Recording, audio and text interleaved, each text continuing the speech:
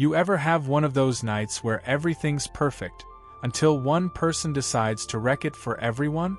We were at this rock concert, vibes were great, crowd was chill, and then she arrived. Loud, rude, entitled.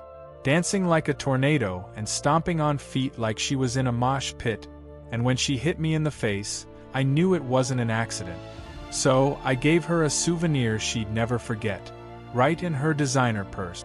And that was just the beginning. If you've ever had your good time ruined by someone who thought the world revolved around them, you'll want to hear this. Stick around for one of the most satisfying stories of instant karma you'll ever hear. And if you enjoy watching entitled people get exactly what they deserve, hit that like button, subscribe, and turn on notifications. This is revenge, served cold, foamy, and right on time. This happened a few years ago, back when my wife and I still went to concerts pretty often.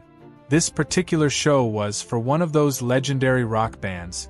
You know, the kind where fans span generations. Gray-haired guys with leather jackets, older couples reliving their glory days, and a few younger fans who genuinely appreciated good music. The atmosphere was perfect. People were relaxed, smiling, swaying to the music. No elbows flying, no pushing.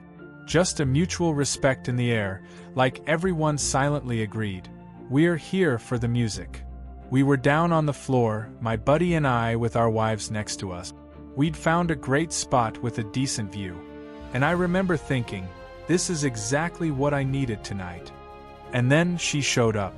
She looked like she had walked straight out of a fashion magazine, and straight into the wrong concert. Tight leather pants, heels. Yes, heels at a concert, and a shiny purse that screamed "Daddy paid for this." At first, we barely noticed her, but she made sure that didn't last long. She elbowed her way through the crowd with this fake smile meets resting bitch face combo, muttering things like, "Ugh, why are all the tall people in the front? And you guys should seriously move, some of us want to see." You know the type.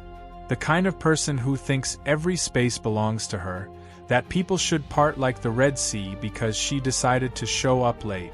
She got right in front of us, shoved past my wife like they were long-lost best friends, and then, without warning, started dancing. But this wasn't dancing. This was flailing.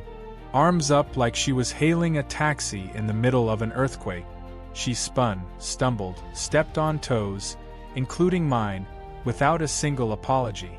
Every few seconds, she'd lean back dramatically, and her elbow would hit someone. And then she'd smile and say, "Oops," like it was the cutest thing. My wife gave me that look. You know, the one that says, if I handle this, someone's getting arrested. So my buddy and I shifted our stance, forming a little protective wall in front of our wives. We weren't confrontational, just a silent line of defense. And wouldn't you know it, she tried to shove past me. She looked up, pouted, and said, "Oh my God, I know her," pointing at my wife. She said I could stand with her. My wife was baffled. "I don't know you," she said, calm but firm. "Oh my God, rude," the woman snapped, like we were the villains in her personal reality show. And then, while flailing mid-song, her hand hit me in the face. Open palm, straight to the cheek. Not enough to hurt, but enough to cross the line. She stepped on my foot, again, and again. 3 or 4 people around us politely asked her to chill out. "Hey, we're all trying to enjoy the show. Mind giving people some space?" One guy even said, "You're hitting people, lady." She rolled her eyes, mumbled something about haters, and kept flailing. Then she hit me again. This time with her elbow right to my temple. No apology. She didn't even notice. She was too busy yelling at someone behind her for breathing too loud. That's when I felt it. That little internal click. I didn't raise my voice. Didn't argue. Didn't even glare at her. I just looked down at the almost full beer in my hand, and then I saw it. Her purse. Hanging open, slouched at her side. Designer logo front and center. And I thought, you've earned this. She turned her back to me, still shouting at someone else, and in one smooth, deliberate motion, I tipped my beer. Not all of it, just enough. Enough that it splashed down inside. enough that it soaked whatever pretentious overpriced nonsense she had in there. And the moment was perfect. The ladies standing behind us? They saw everything.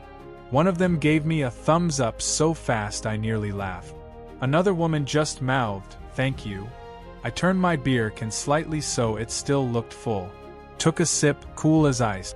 About 20 minutes later, during a slower ballad, I noticed her fumbling with her purse. She reached in and froze. Then came the shriek. "My phone! Are you kidding me?" She pulled out what looked like a $1,000 iPhone, now dripping in amber liquid. Her makeup, which had somehow survived this long, started to smear as her voice rose in panic. "Who the hell did this?"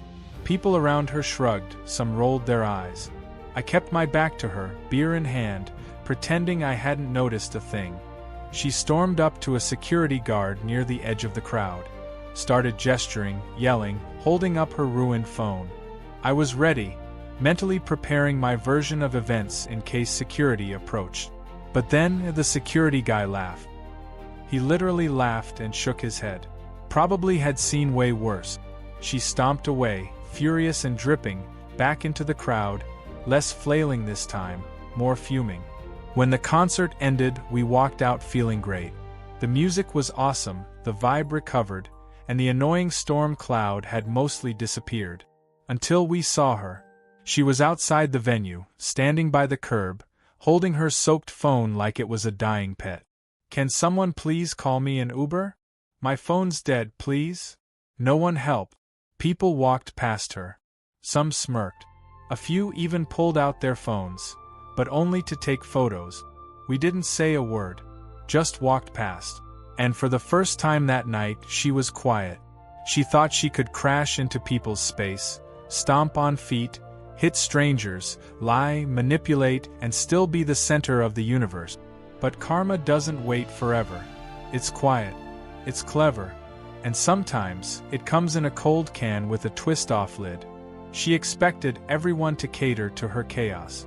What she got was silence, laughter, and a purse full of beer. I'll never forget the look on her face when she pulled out that soaked phone. Pure panic, total helplessness, and not a single person cared. Was it petty? Maybe. But sometimes the universe needs a little help enforcing the rules. There are people who believe the world revolves around them, until it doesn't. That night, in a crowd of hundreds, she learned that entitlement doesn't protect you from consequences, especially when your purse is open and the beer is cold. If this story gave you that warm, fizzy feeling of justice served, hit that like button and tell us in the comments, what's the most satisfying instant karma moment you've ever seen? And don't forget to subscribe for more true revenge stories, where karma always finds a way.